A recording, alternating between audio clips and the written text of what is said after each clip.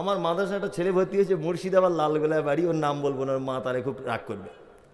ভর্তি হয়েছে, ভর্তি যেদিন হয়েছে তারপরের দিন থেকে তারপরের দিন থেকে। আর সত্যি কথা বলতে আমার শরীরে গোশ না থাকতে পারে, আমার রাগ খুব বেশি, কি বলে না, আর বাপের এক ছেলে, আমি রাগ প্রচুর।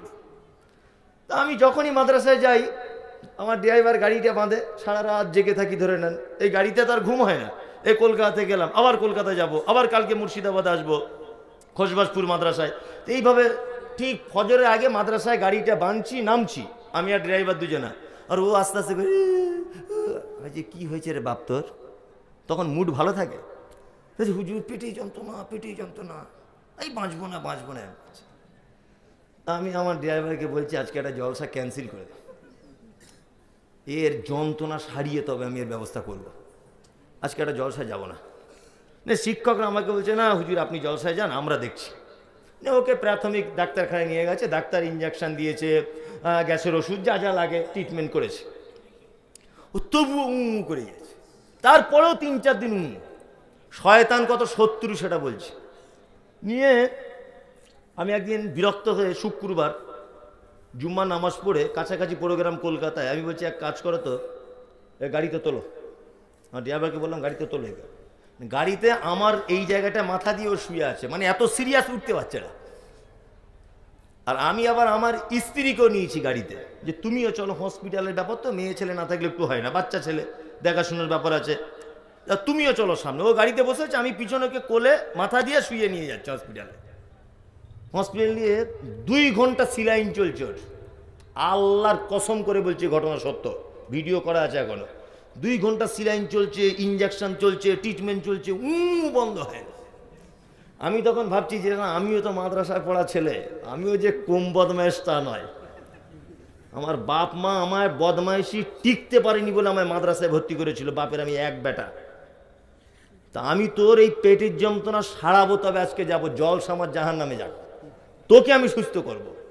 একটা মহিলা ডাক্তার দেখে ঘুরছে, নেম প্লেটে মুসলিম মেয়ে, বারাসাত জেলা হাসপাতালে।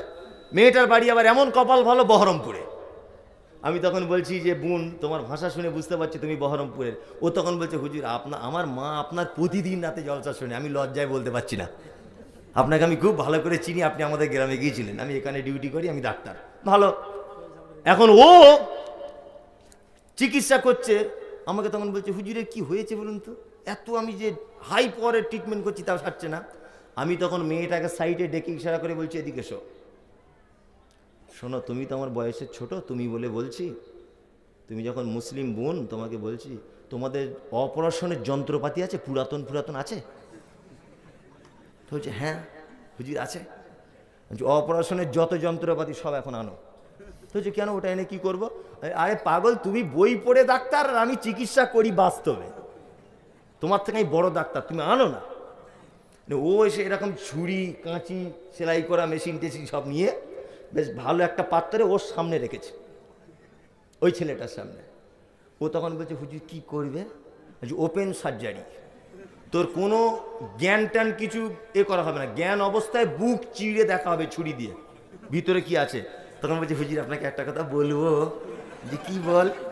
বলছে আমার মায়ের লেগে মন কেমন করছে, আমার কিছু হয়নি। বলছে আমার মায়ের লেগে মন কেমন করছে, আমার কিছু হয়নি। মনে মনে বলছে আরে বাপ, দোষ তো তোর নয়, দোষ হচ্ছে শয়তানের। ও তোকে কোরআনের হাফেজ থেকে বঞ্চিত করবে বলে হসপিটাল পর্যন্ত নিয়ে এসছে, আর আমিও তার উপরের খেলোয়াড়, তোর বুক চিড়ে দেখবো, তবুও তোর ছুটি নাই, বাড়ি যেতে পাবি না। আল্লাহ কবুল করেছে, ছেলেটা 13 পারা হিপস করছে, 13 পারা হিপস করছে। তার মানে কি, শয়তান ওকে বদমাইশি করিয়ে করিয়ে করে করে মিটিং করে করে হসপিটাল পর্যন্ত পৌঁছেছে। ওকে কোরআন পড়া থেকে বঞ্চিত করতে হবে। ওই জন্য মাদ্রাসায় পড়া ছেলেরা বদমাইশ নয়, ওদের পিছনে এক একজনের পিছনে শয়তান 50 জন করে ফিট করে। যাও ওকে মাদ্রাসা থেকে টেনে আন, মাদ্রাসা থেকে টেনে আন। ওই জন্য আল্লাহ বলেছেন ফাইজা করাতাল কোরআন ফাস্তাইজ বিল্লাহি মিনাশ শাইতানির রাজিম, তোমরা যখনই কোরআন তেলাওয়াত করবে শয়তানের কুমন্ত্রণা থেকে আল্লাহর দরবারে আশ্রয় চাও। তার মানে ইবাদতের জগতে সব থেকে খাতারনাক ইবাদত, যে ইবাদতকে শয়তান ভয় করে, শয়তান রেগে যায়, তার নাম কি? কি? কোরআন তেলাওয়াত, তাই না? তাহলে আমরা কোরআন তেলাওয়াতের আগে শয়তানকে জয় করি না নিজেরা জয় হই? কোনটা? শয়তানকে জয় করি। কোরআন পড়ার টাইম আছে? আছে? নাই। প্রতিদিন ফজরের পরে 1 পৃষ্ঠা কোরআন পড়েন কেউ আছেন এখানে? যে আমি প্রতিদিন চেষ্টা করি, 1-2 দিন কাজের কারণে হয় না। একটা লোক। তুমি করো? খতম করো তো প্রতিদিন? হ্যাঁ, প্রতিদিন খতম। বুঝো? এই যে তোমার পুরস্কার আছে, চুপচাপ বসো, ওখানে যেও না, বসো। কারেন্ট মারবে। ও খতম করে প্রতিদিন 1 খতম। যাও, ও পাগল হলেও তো হাতটা তুলেছে। শিয়ানা লোকটা কেউ পড়ে না। কি বললাম বুঝলেন না? যাই হোক, ও তবু তুলেছে, আপনারা তো তুলতে পারলেন না। আলহামদুলিল্লাহ, আপনারা বিভিন্ন ওলামায়ে কেরামদের কাছ থেকে হাদিস এবং কোরআনের অনুকূলে অনেক জ্ঞানগর্ভ বক্তব্য শ্রবণ করেছেন। আমি অনেক দূর থেকে এসেছি, কিছু কথা বলার ইচ্ছা প্রকাশ করছি। ওমা তৌফিক ইল্লা বিল্লাহ, আলাইহি তাওয়াক্কালতু ওয়া ইলাইহি উনীব। আপনারা সকলেই জানেন যে আমি একটা করে কেটে বলি, অতিরিক্ত সুরসার করে বলি না। তো একটা করেই বলি, আস্তে আস্তে করে শোনার চেষ্টা করুন। আর আল্লাহ সুবহানাহু ওয়া তাআলা পবিত্র আল কোরআনের ভিতরে বলছেন, নাহনু নাকুসসু আলাইকা আহসানাল কসাস বিমা আওহাইনা ইলাইকা হাযাল কোরআন। সারা পৃথিবীতে যত গদ্য, পদ্য, উপন্যাস, কবিতা, আবৃত্তি, যা কিছু আমরা পড়ি, যা কিছু আমরা স্মৃতিতে ধারণ করি, যেগুলি মুখে প্রকাশ করি, কলমের কালি দ্বারা প্রকাশ পায়, এক কথাতে পৃথিবীতে যত রকমের কথা, কবিতা, যত রকমের গল্প আছে, আল্লাহ সুবহানাহু ওয়া তাআলা বলছেন সর্বোত্তম কথা, সর্বোত্তম গল্প আমি আল্লাহ পবিত্র আল কোরআনে লিপিবদ্ধ করে দিয়েছি। মানে কোরআনের থেকে শ্রেষ্ঠ কোনো কাহিনী, শ্রেষ্ঠ কোনো কথা পৃথিবীর দ্বিতীয় কোনো কিতাবে খুঁজে পাওয়া যাবে না। আর একটা কথা বলে রাখছি, তাহলে পৃথিবীর সর্বশ্রেষ্ঠ কথা কার? আল কোরআনের, অর্থাৎ আল্লাহর। নাম্বার 2, পৃথিবীর শ্রেষ্ঠ নবীকে মুহাম্মদ সাল্লাল্লাহু আলাইহি ওয়াসাল্লাম। পৃথিবীতে আল্লাহ সুবহানাহু ওয়া তাআলা যত জিনিস সৃষ্টি করেছেন, পিপিলিকা থেকে উহুদ পাহাড় পর্যন্ত যত আল্লাহ জিনিস সৃষ্টি করেছেন, সব থেকে উৎকৃষ্ট সৃষ্টি তার নাম কি? মানুষ। সর্বোত্তম সৃষ্টি কি? মানুষ। তাহলে উত্তম কথা আল্লাহর, উত্তম নবী মুহাম্মদ সাল্লাল্লাহু আলাইহি ওয়াসাল্লাম, আর উত্তম সৃষ্টি মানুষ। তার মানে স্রষ্টার মূল্যবান কথা বর্তমানে শোনানো হচ্ছে কাদের? উন্নত সৃষ্টিকে, তাই না? তার মানে আপনাদেরকে বুঝে নিতে হবে যে এই মুহূর্তে আপনার কিভাবে এখানে বসা উচিত, কতটা ভদ্রতা বজায় রাখা উচিত, কিভাবে বক্তব্য শ্রবণ করবেন সেটা আপনার ভাবা উচিত। আপনি শুধু শ্রবণ করে চলে যাবেন না, সাথে সাথে আমলও করবেন, এটাও আপনার ভাবা উচিত। উচিত নয়? উচিত। শুধু যে আল্লাহ পবিত্র আল কোরআনে উত্তম কথা বলেছেন এ কথা নয়, যাতে সাধারণ মানুষ, একটা আচারওয়ালা, একটা ফেরিওয়ালা, একেবারে নির্বোধ, অশিক্ষিত, নিরক্ষর লোক যাতে পবিত্র আল কোরআনটাকে সহজে বুঝে নিতে পারে। এই কারণে আল্লাহ সুবহানাহু ওয়া তাআলা অনেক জায়গাতে অনেক উদাহরণ পর্যন্ত পবিত্র আল কোরআনে পেশ করেছেন। পেশ করেছেন না? পেশ করেছেন। আচ্ছা বলুন, এখানে যারা বসে আছেন সবাই যে উচ্চ শিক্ষিত তা তো নয়, তাই না? এখানে তো এমন লোকও আছেন যারা নামটাও লিখতে পারেন না, আছে না? আছে। তাহলে আমি যদি এখন মহা আকাশ সম্পর্কে যদি বক্তব্য রাখি, আচ্ছা বলুন, যে লোকটা নিরক্ষর, লেখাপড়া জানে না, তা মহা আকাশ সম্পর্কে বক্তব্য রাখার ফলে ওর কোন উপকার হবে? হবে বলুন? হবে না। আমি যদি এখন গ্যালাক্সি নিয়ে আলোচনা করি, তারকা নিয়ে আলোচনা করি, মহাসমুদ্রের গভীরের কি আছে এই নিয়ে যদি আলোচনা করি, তাহলে একজন অশিক্ষিত মানুষের কোন উপকার হবে না। ঠিক সেম আল্লাহ সুবহানাহু ওয়া তাআলা পবিত্র আল কোরআনে এমন কিছু শব্দ চয়ন করেছেন যেগুলি একেবারে নির্বোধ, অশিক্ষিত, গেওয়ার, গ্রাম্য পরিবেশে গড়ে ওঠা মানুষটিও যাতে বুঝতে পারে, তার একটা জ্বলন্ত প্রমাণ আপনাকে আমি দিই। আচ্ছা, বর্তমানে কিছু মানুষ আছে, তারা নিজে দাবি করে যে আমরা হলাম নাস্তিক। দাবি করে না? নাস্তিক। ওর দাবিটা কি? মানুষ এমনিতেই জন্ম হয়, মানুষ এমনিতেই মৃত্যু হয়, বৃষ্টি এমনিতেই হয়, গাছে আমের মুকুল এমনিতেই ধরে, নদীর পানি কখনো ভাটাতে কখনো উজানে, এটা এমনিতেই হয়, সূর্য এমনিতে ওঠে, এমনিতেই ডুবে যায়। এটা একজন নাস্তিকের ধারণা। কি বললাম বুঝতে পারছেন? এবার আপনাদেরকে একটা কথা বলি। আচ্ছা, মোটামুটি 8-9 পাস করেছেন এরকম লোক কারা আছেন এখানে? 8-9, মাধ্যমিক হলে তো আরো ভালো, মিনিমাম 8-9 পাস করেছেন কারা? তুলুন, আমি কিছু ধরবো না, তুলুন। তার মানে বেশিরভাগ লোক করেন। হ্যাঁ, ডরে কেন? আমি তো বলছি কিছু বলবো না, আমি একটা পরিবেশ দেখতে চাইছি যে এই কথাটা এখানে চলবে কিনা। কি বলছি বুঝতে পারছেন? আসলে সব জায়গায় সব কথা চালানো যাবে না। যাই হোক, আমি সহজ করে বলছি কথাটা বাদ দিয়ে, কারণ এখানে মানুষ 8-9, 5-6, 10-11 এগুলো হয়তো কম, ওই জন্য ওই কথাটা বুঝতে নাও পারেন, আমি সহজ করে বোঝাই।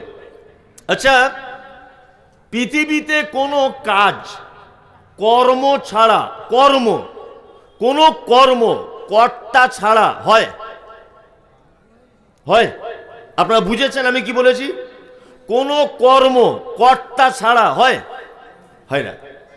আমি একটা বিরিয়ানি খাচ্ছি, 1 প্লেট বিরিয়ানি আমাকে দেওয়া হলো, আমি খাচ্ছি। আচ্ছা বলুন তো, বিরিয়ানিটি খুব টেস্ট, এই বিরিয়ানির পিছনে একজন রাঁধুনি থাকা লাগবে না থাকতেই হবে? কোনটা? থাকতেই হবে। জি, এই যে মাইকটা আমি কথা বলছি, সাউন্ড সিস্টেম।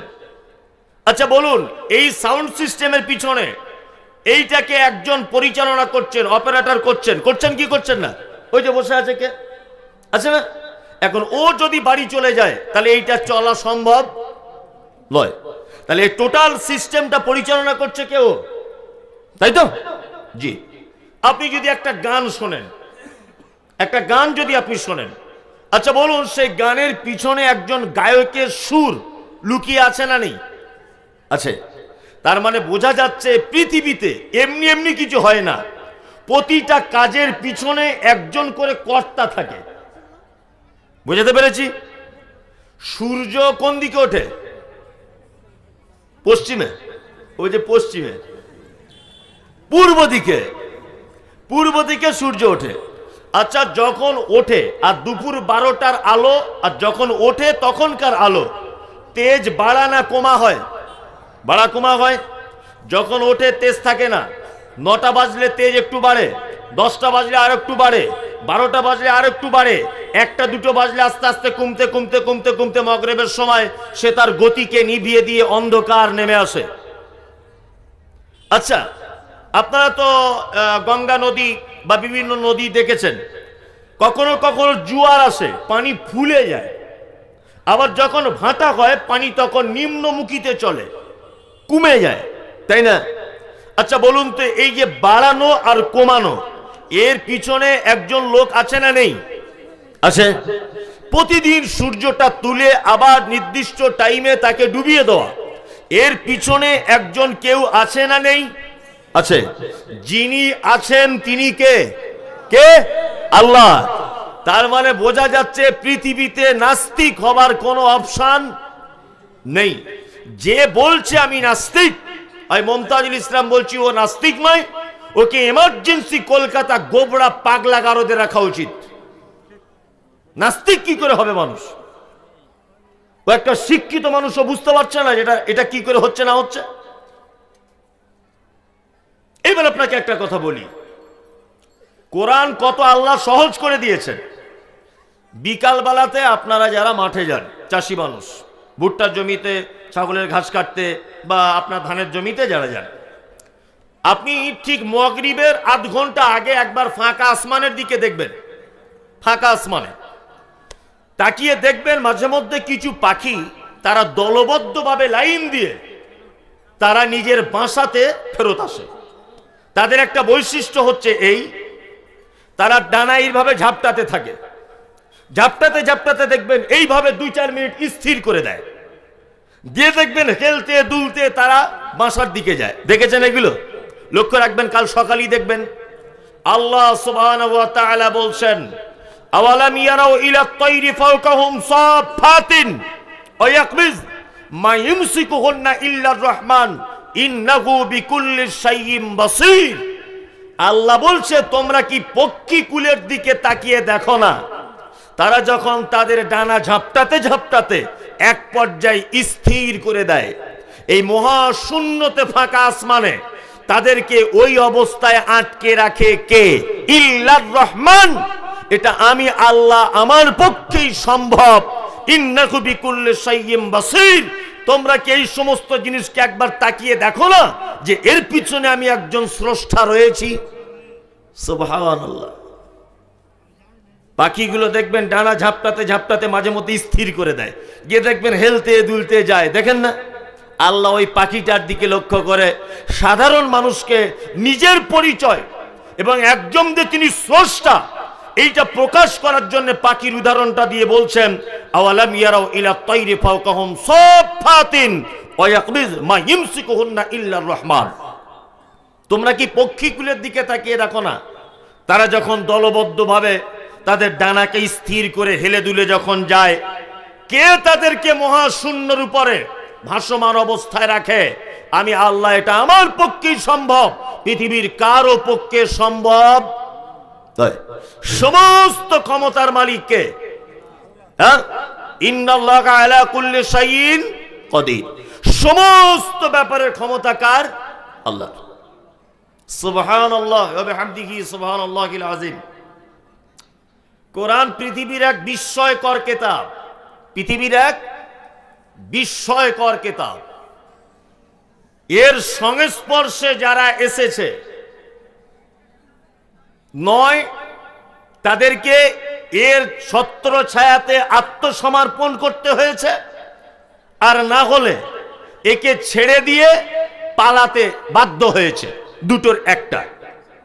এটা এমন একটি কিতাব যে এর ছত্র ছায়াতে এলেই তাকে এর ছায়ার তলাতেই বসবাস করতে হবে, বার হবার কোনো জায়গা নেই।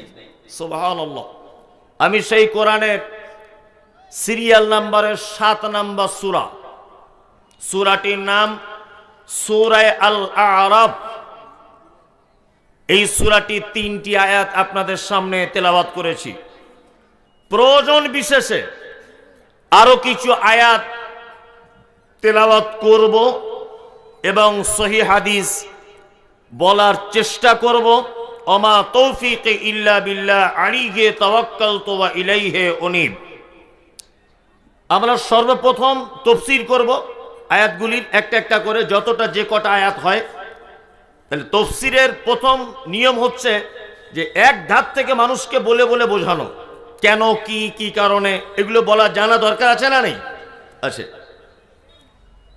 সর্বপ্রথম বলি যে পবিত্র আল কোরআনের যতগুলি সূরা আছে প্রতিটি সূরার নামের পিছনে একটি ঐতিহাসিক প্রেক্ষাপট লুকিয়ে আছে, তাই না?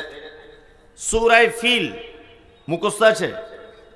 আলাম তারা কাইফা ফাআলা রাব্বুকা বিআসহাবিল ফিল মুখস্থ আছে সকলের, প্রায় মানুষের আছে। ফিল মানে হাতি, তাই না? তাহলে হাতির নামে সূরা হলো কেন? একটা ঐতিহাসিক প্রেক্ষাপট আছে।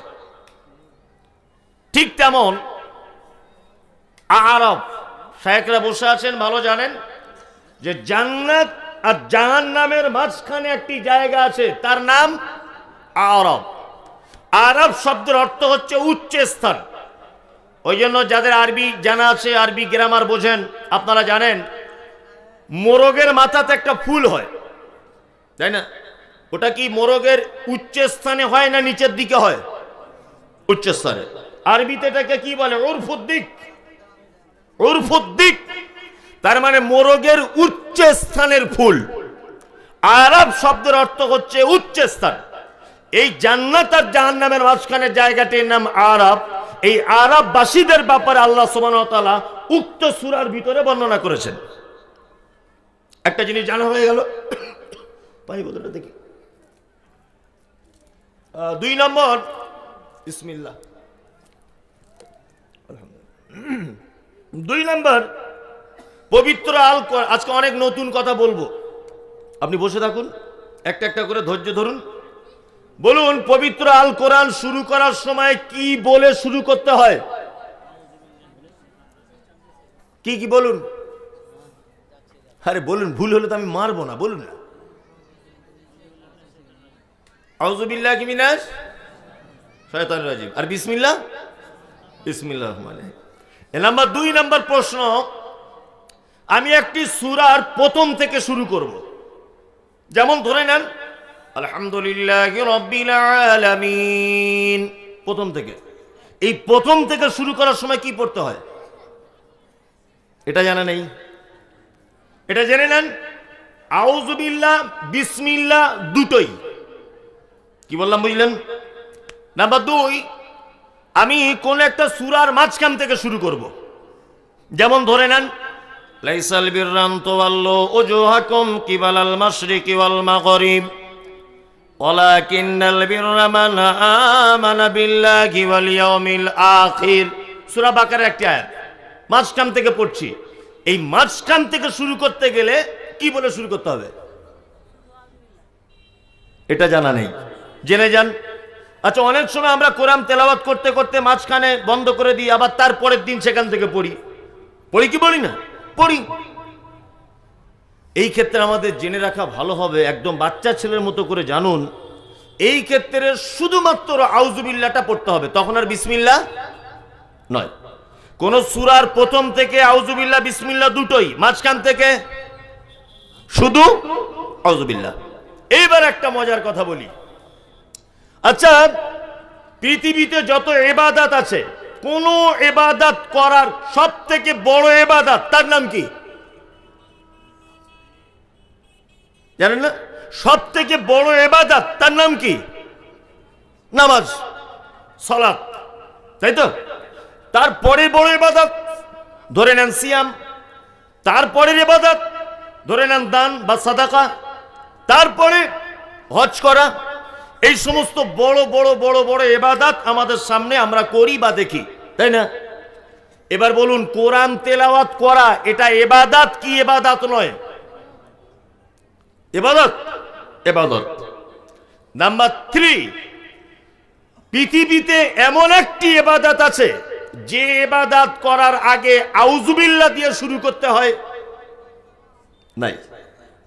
এখানে দেখুন কালেকশন চলছিল, কেউ এসে দান করাটা একটি ইবাদত, সাদাকা ইবাদত না? ইবাদত।